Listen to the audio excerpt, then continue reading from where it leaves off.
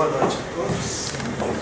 Que nós possamos estar receptivos para as influências positivas que Jesus está sempre nos oferecendo. Para isso, nós já nos condicionamos através da oração, através da mensagem inicial, e vamos agora tratar de um tema do capítulo 17 do Evangelho segundo o Espiritismo, que é o capítulo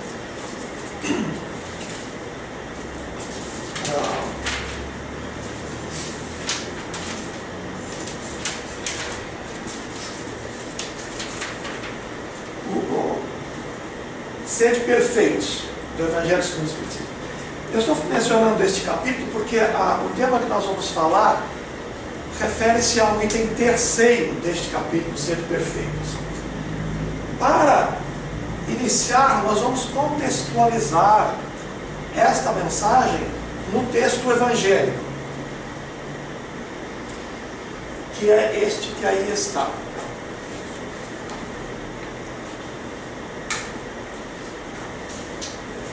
Ouvistes que foi dito: amarás o teu próximo e odiarás o teu inimigo.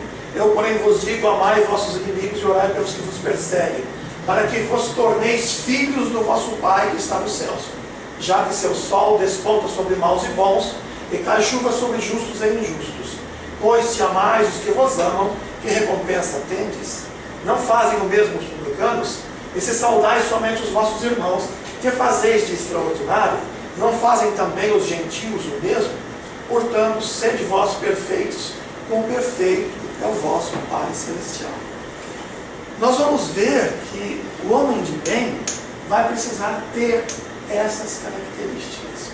Inicialmente, ouvindo esse texto, nós começamos a pensar amar os inimigos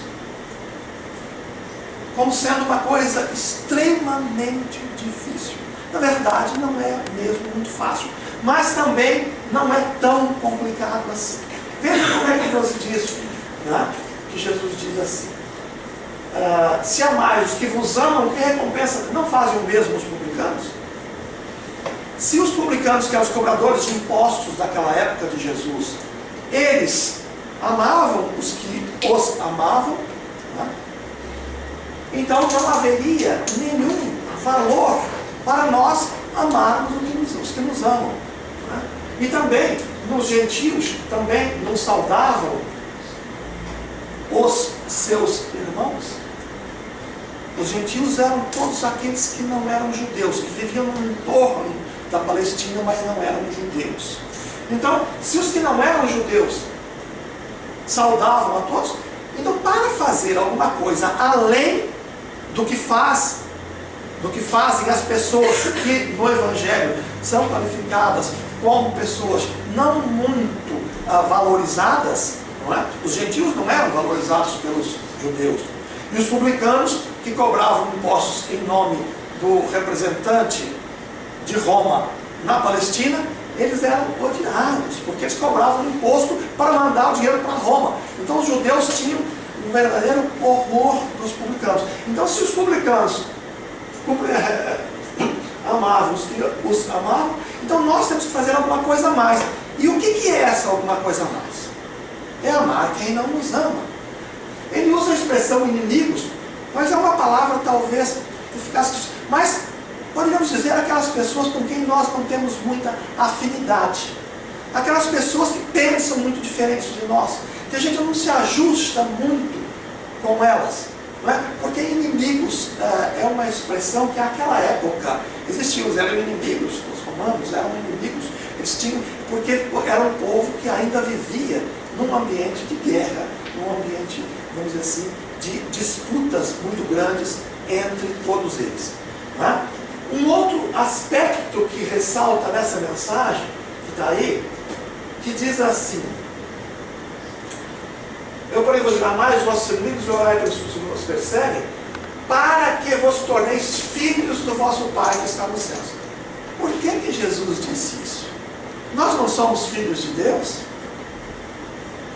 Mas aqui Jesus quer dizer para que nós sejamos considerados filhos de Deus, porque estaríamos cumprindo as suas leis. Porque nós, para sermos considerados filhos de Deus, é preciso que encaremos todas as pessoas como nossos irmãos.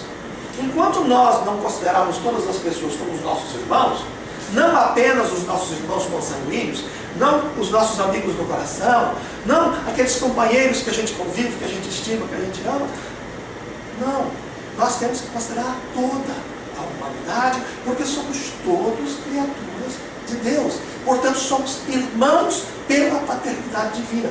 E para que nós sejamos verdadeiramente filhos de Deus, é preciso que nós nos coloquemos nessa condição de irmãos da humanidade. Nós vamos ver então que essa mensagem é a base para formar aquilo que vamos chamar de o homem de bem. O homem de bem precisará ter algumas características que vamos detalhar um pouco mais, mas estarão calcadas neste ponto básico do Evangelho. Em primeiro lugar, ali fala para que sermos perfeitos, como perfeito é o nosso Pai. Então nós entendemos que seria bom nós explicarmos um pouco o que seria a perfeição divina e a perfeição humana. Né? A perfeição divina, ela é infinita e absoluta em todas as coisas. A perfeição divina, ela é totalmente, ela é eterna, infinita, todos os superlativos, porque Deus seria para nós o que representa todo o poder, todo o conhecimento, né? Seria Deus. Então, a perfeição de Deus, ela é infinita e é absoluta em todos os aspectos. A perfeição humana já é relativa ao nosso adiantamento. Nós muitas vezes dizemos, mas fulano é perfeito, né? A Gandhi foi perfeito, né? Para nós Gandhi é perfeito, porque é tão mais elevado do que eu me considero, que para mim Gandhi é perfeito. É uma perfeição relativa, porque é uma perfeição mais próxima que pode ser alcançada. Porque se nós formos pensar na perfeição representada entre nós, não é? Conforme nos diz a questão 625, que diz lá qual o tipo que foi oferecido a nós como nosso modelo e guia, a resposta, Jesus. Jesus é então o máximo em termos de homem de bem. Não é? Mas nós costumamos achar que Jesus está muito distante, mas nós precisamos pegar a referência como o maior valor, a maior evolução que nós conhecemos. E a maior evolução que nós conhecemos é Jesus. Portanto, ele é a nossa referência máxima. Mas nós podemos também verificar isso em outros nossos semelhantes que não estejam ainda no nível de Jesus. Não é? O que consiste a perfeição? Jesus amar os inimigos, fazer o bem. Ele mostra assim que a essência da perfeição é a caridade em sua maior expressão. Né? Porque ela implica em todas as outras virtudes. Para ser caridoso, é preciso que seja humilde, que seja simples, né? Que seja justo, que seja puro. Né? Todas as bem-aventuranças, as virtudes cantadas nas bem-aventuranças, estão contidas na caridade. Porque a caridade, nós costumamos dizer que a caridade é o amor em ação. É o amor concreto, o amor se expressando de uma forma mais objetiva, mais concreta. E a caridade é essa expressão, porque a verdadeira caridade, ela não é apenas oferecer alguma coisa a alguém, é a pessoa se oferecer a alguém, doar-se a alguém. Não é doar alguma coisa, ela tem que doar o que ela tem de fora do material e do seu interior. Ela tem que doar ao seu sentimento, tem que doar o seu carinho, tem que doar o seu respeito, para que ela possa ser considerada a verdadeira caridade. E nós não vamos nem aqui chegar ao ponto de encarar a caridade segundo São Paulo. Né? São Paulo coloca um texto que tem no Evangelho, todos poderão procurar, não é? Que ele coloca a caridade num ponto de sutileza e de perfeição que realmente vai ficar muito marcante no nosso entendimento.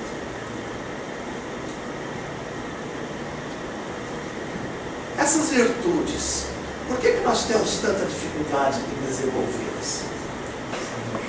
Está lá, devido ao egoísmo e orgulho, que eles superexcitam os sentimentos da personalidade. A nossa personalidade, o nosso indivíduo, o nosso ego, o nosso eu.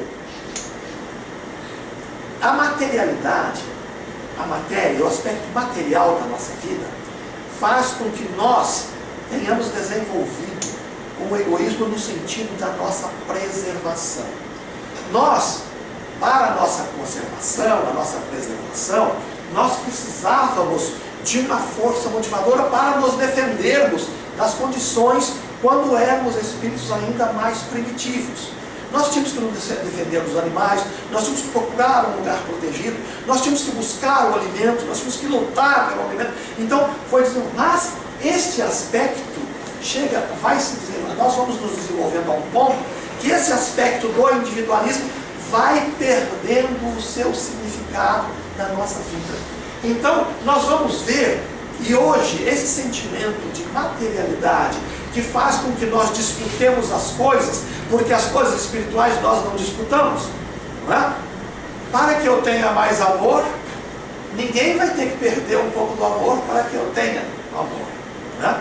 Mas para que eu tenha um bem, aquele bem vai ter que ser produzido mais para os outros, senão existem bens que são escassos, os bens materiais. Então há as disputas. Mas com relação aos bens morais, aos bens espirituais, esses nós não temos que disputar com ninguém. Temos que disputar com quem? Conosco mesmos. Nós temos que lutar contra nós mesmos para que nós adquiramos esses bens espirituais, né? E então nós vamos ver que as três condições, 4, benevolência, indulgência, abnegação e devotamento. Mas disse que existe uma expressão que foi para fins de memorização, nós chamamos de BIP, que é benevolência para com todos, o B. Indulgência para com as imperfeições alheias, o I. E o P, perdão das ofensas. Esses três elementos são importantíssimos para que nós possamos nos assenhorearmos da virtude maior que é a caridade. O homem de bem. Este aqui é a primeira frase de um parágrafo que inicia nas características do homem de bem, que essa parte está no Evangelho segundo o Espiritismo, item 3 do capítulo 17, que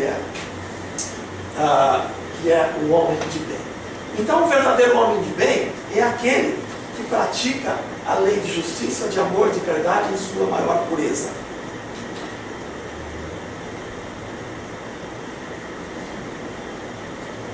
Lei de justiça, amor e caridade. Nós precisamos fazer aqui uma digressão para falar alguma coisinha sobre esta lei.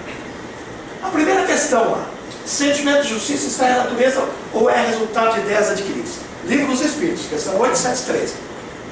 A resposta dos Espíritos. Está de tal modo em a natureza que vos revoltais a simples ideia da injustiça.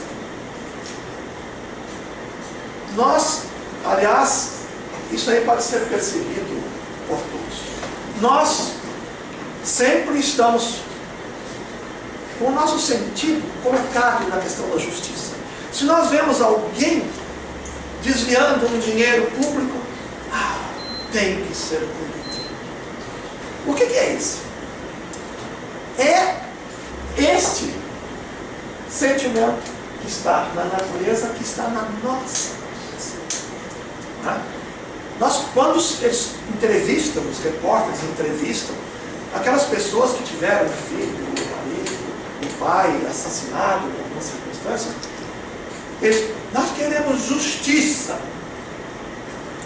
Não importa o nível. Esse sentimento de justiça está impregnado na nossa natureza. Mas, como é que nós vamos entender essa justiça? A justiça consiste em respeitar os direitos dos nossos semelhantes.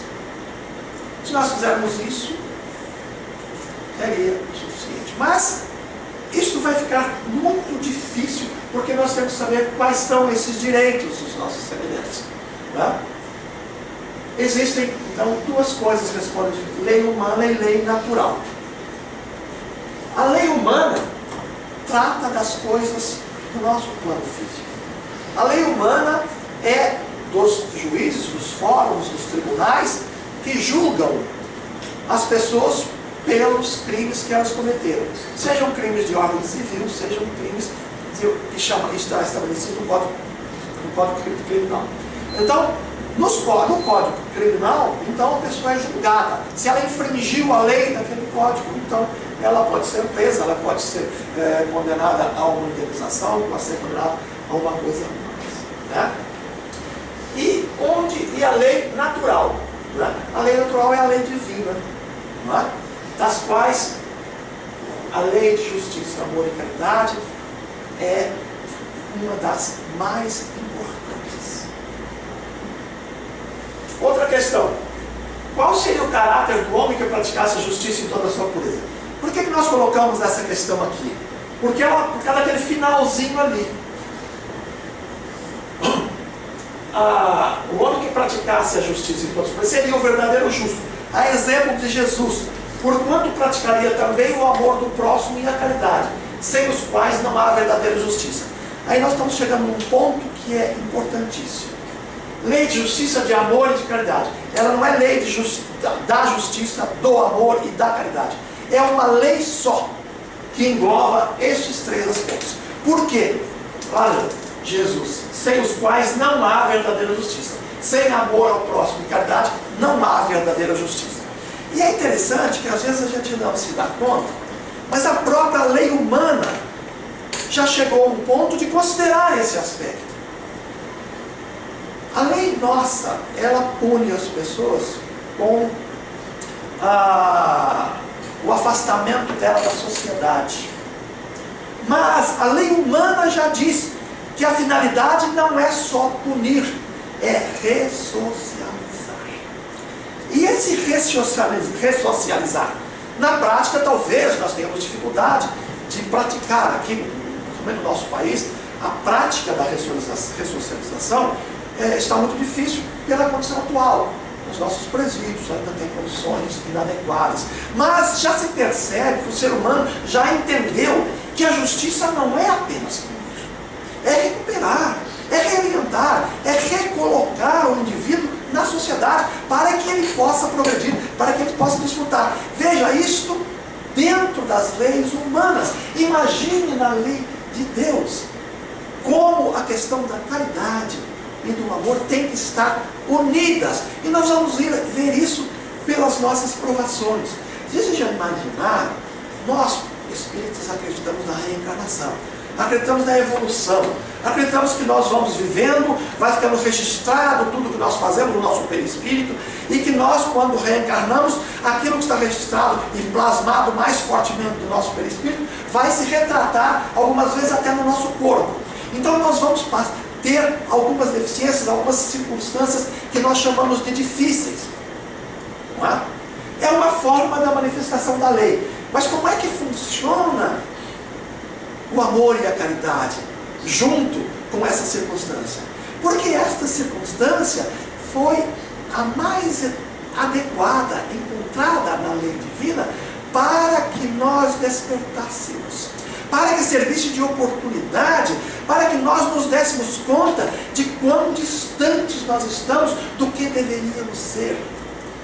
Nós tem alguns casos de pessoas que sofrem acidentes graves e ficam algum tempo em coma, ou tem uma doença grave, ficam um tempo em coma, depois recuperam-se, e eles dizem: eu estive morto e revivi.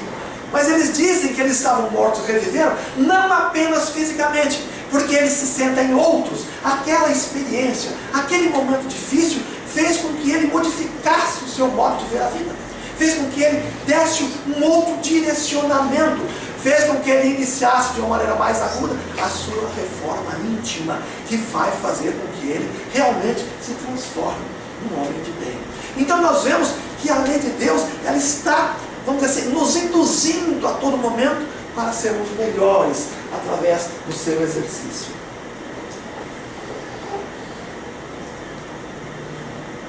Vamos ver agora algumas outras características desse homem de bem. O homem de bem interroga a consciência sobre os seus próprios atos. Isso aí, nós vamos ver que se coaduna perfeitamente com a questão 919 do Livro dos Espíritos, que é uma resposta que Santo Agostinho dá a Allan Kardec sobre a forma mais prática e efetiva do homem se evoluir, vamos dizer assim. Ele diz que já disse, um sábio da antiguidade, conhece-te a ti mesmo. E para conhecermos a nós mesmos, para que nós nos conhecemos, nós temos que nos interrogar. Nós temos que interrogar a nossa consciência. Nós temos que interrogar para saber eu tenho que analisar o que eu fiz. Isso que eu fiz está de acordo com a lei de Deus? Isso que eu fiz levou algum prejuízo a alguém? Isso que eu fiz levou algum benefício a alguém? Então, conforme a situação, se levou algum prejuízo, eu vou ter que modificar. Eu estou vendo que uma das minhas características ainda não é positiva. Eu preciso ver onde é que eu não agi corretamente para que eu modifique. Se eu agir bem, eu vou reforçar esse tipo de ação. E assim, nós vamos ver, ele pergunta a si mesmo se não violou essa lei. A lei de justiça não é verdade. Não é? Nós temos que estar nos perguntando. E isso, Santo Agostinho fazia diariamente. Não é? Para quê? Porque ainda estava vivo na sua memória aquilo que ele havia feito no dia. Algumas pessoas fazem semanalmente ou mensalmente um ano, mas no ano nós vamos ter uma dificuldade muito grande. Ao passar do ano, ano novo, homem novo, né? Na verdade, a natureza não dá saltos. Esse homem novo tem que estar sendo construído paulatinamente, dia a dia, hora a hora, minuto a minuto. Então, Santo Agostinho fazia diariamente, relembrando tudo que fez para modificar. Ele usava alguns critérios. Por exemplo, ele perguntava assim, se eu fosse outra pessoa e fizesse aquilo que fiz, eu ficaria satisfeito? Se outra pessoa fizesse o que eu fiz, fizesse para mim, eu ficaria satisfeito? Se não, não faça. Vamos modificar. Vamos ajustar. Tá? Aqui tem uma questão que a primeira parte dela já não é tão complexa. Se não fez o mal, eu acredito que nós intencionalmente já estamos evitando ter reações negativas. Porque nós já entendemos que essas reações vão levar a sofrimentos para nós. Ela não vai ser benéfica para nós mesmos. Nós vamos ser os maiores prejudicados se nós fizermos o mal. Mas a questão importante é se eu fiz todo o bem que podia. E tem uma outra que é: se negligenciou voluntariamente uma ocasião de ser útil, que coaduna-se com essa parte. Esta parte aqui nós temos que exercitar bastante. Porque nós não podemos mais, com o entendimento que nós já temos, principalmente aqueles que já estão mais aprofundados no entendimento da doutrina espírita, que esclarece todas essas coisas, esclarece o porquê e as causas de todas as coisas, não é? Que nós não podemos perder mais oportunidades de sermos felizes. É preciso que nós aproveitemos esses momentos para a nossa própria felicidade e alegria. Não é? Outras questões, se ninguém tem o que reclamar dele, sim, se fez a outra em tudo que queria que se fizesse com ele.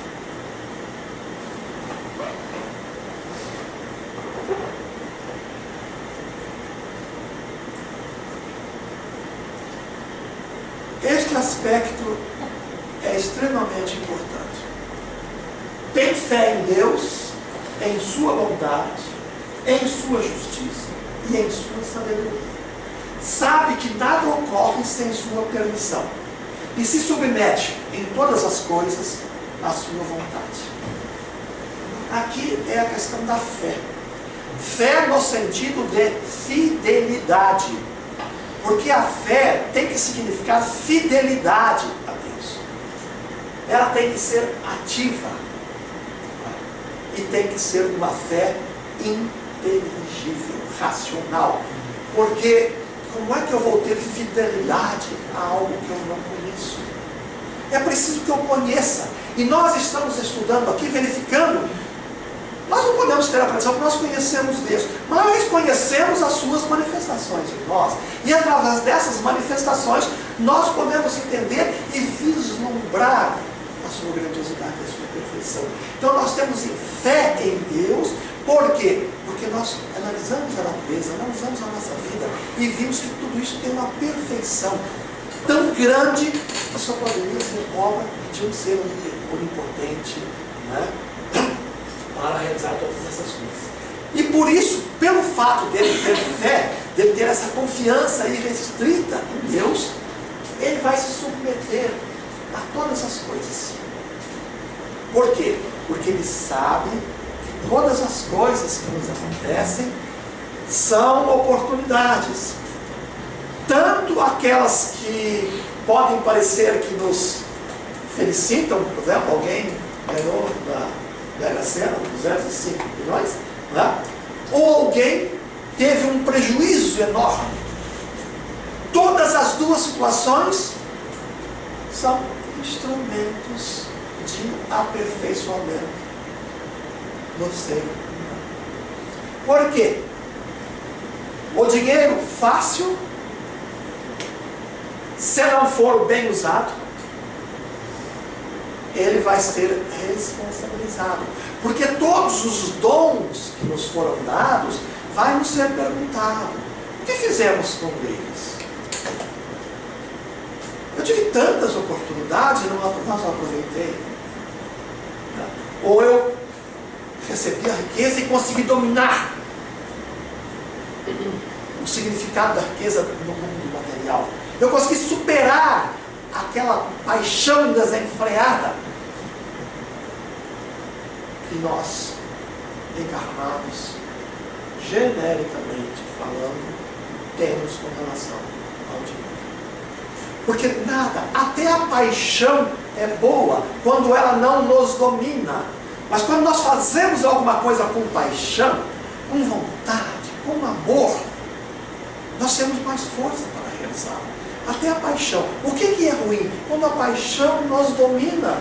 E aí nós perdemos o controle das coisas. Aí então, a nossa situação fica mais difícil. Aí a paixão é negativa com excesso.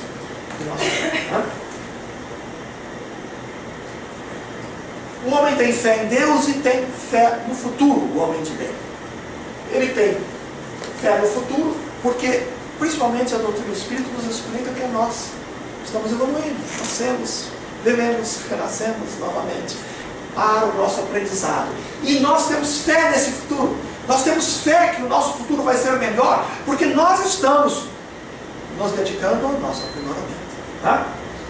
Nós vamos acelerar um pouquinho, porque essa aqui é lindíssima, essa frase.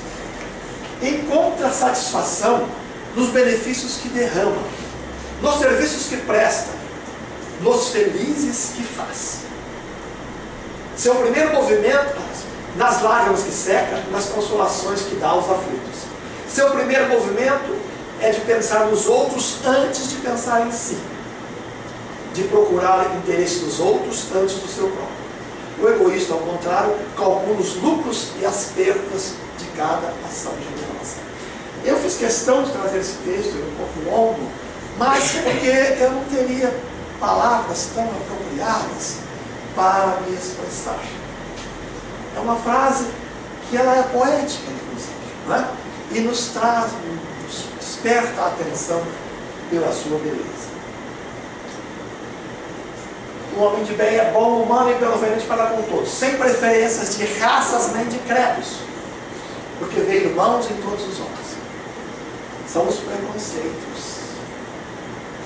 O homem de bem não tem preconceitos. Ele sabe que todos, esteja em qualquer corpo, viva em qualquer ponto do planeta, ele é um irmão. Como nós vimos no começo lá, né?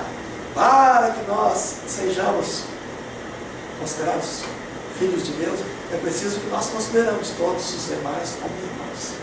Né? Então, daí uma das características do homem de Deus. Nós vamos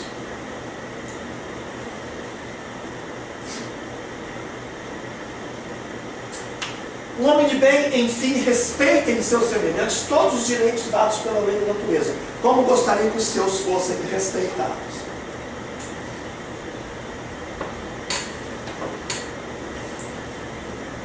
Um dos maiores entraves para que nós sejamos homens de bem é o egoísmo, porque ele é derivado da influência da matéria e é o maior obstáculo para que nos tornemos homens de bem. Pergunta 917. Qual o meio de destruir-se o egoísmo? De todas as imperfeições humanas, é o mais difícil, porque ele deriva da influência da matéria. A verdade é que nas nossas encarnações, nós vivemos tão materializadamente, nós vivemos tão em função das nossas necessidades físicas e biológicas, das nossas sensações, não é? Que nós perdemos um pouco da nossa referência espiritual. E isso faz com que nós sejamos egoístas. Por quê? Porque a matéria em si é limitadora, enquanto o espírito é universalizador. Então, a matéria, ela restringe. Né? Como nós já dissemos, nós temos que disputar pelos aspectos materiais. Interessante nós vermos aqui uma frase de Fenelon nesta mesma questão, que ele diz assim: entretanto, o egoísmo, verme roedor, continua a ser chaga social. É um mal real que se alastra por todo o mundo e do qual cada homem é mais ou menos vítima. Cumpre, pois, combatê-lo, como se combate uma enfermidade epidêmica. Veja, nós temos uma preocupação, a medicina, os cientistas, os pesquisadores, para buscar a cura de tantos males que vão afetando a nossa saúde física. Diz Fenelon que nós devemos considerar o egoísmo como um câncer que está nos destruindo e que é preciso nós usarmos todas as forças para combatê-lo, porque ele impede que nós possamos nos distanciar da materialidade e nos envolvermos nas questões morais, facilitando assim o nosso bem viver, facilitando que nós possamos ser um homem de bem e possamos então sentirmos-nos melhores conosco mesmos.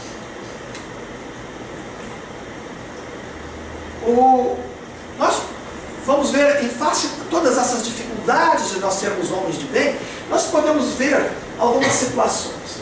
Por exemplo, nós temos muitos amigos, familiares, conhecidos, pessoas que nós encontramos nos grupos, aqui no centro, em outros lugares, no trabalho, e nós vamos ver que cada pessoa tem uma característica positiva. E que às vezes essa característica positiva deste companheiro, ela é muito difícil para nós.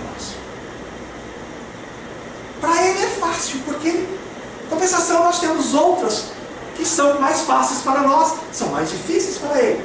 O que significa isso? Que todas elas estão à nossa disposição e são passíveis de serem adquiridas. Porque se ele adquiriu aquela virtude que eu ainda não tenho, eu posso adquirir, porque ele adquiriu, eu também posso. E ele também poderá adquirir a virtude que eu adquiri, porque se eu adquirir, ele também pode. Então, exige sim uma boa vontade, e nós vamos então caminhar. Tem alguns exemplos, né? Mas nós vamos relatar aqui a questão 909 do Livro dos Espíritos. Pergunta assim: poderia o homem, pelos seus esforços, vencer as suas más inclinações? Vejam a resposta dos Espíritos. Sim, e frequentemente fazem esforços muito insignificantes. O que lhes falta é a vontade. Quão poucos de vós fazem esforços? Depois, uma outra questão. Não haverá paixões tão vivas e irresistíveis que a vontade seja impotente para dominá-la? A vontade, quando realmente manifesta, ela é superior a tudo. Mas acontece que muitas vezes nós temos vontade apenas nos lábios. É preciso que a vontade tenha que vir de dentro. É preciso que eu realmente tenha vontade. E ao exteriorizar essa vontade, eu abro as portas para a influência positiva dos Espíritos amigos, que em nome de Jesus nos assistam. E é este o convite dessa noite. Para que nós exercitemos a nossa vontade. Que nós coloquemos como uma necessidade essencial da nossa vida, nós dominarmos o nosso egoísmo e começarmos uma transformação mais rápida em um homem de bem. Irmos vencendo todas essas dificuldades, irmos conhecendo um pouquinho mais, e assim nós estaremos auxiliados pelos Espíritos amigos, auxiliados por Jesus que está sempre conosco. Nós, em abrindo as portas para eles, nós seremos auxiliados e poderemos todos juntos elevar-nos à condição de homens de bem, que é o nosso desejo, a nossa vontade. E Deus abençoe.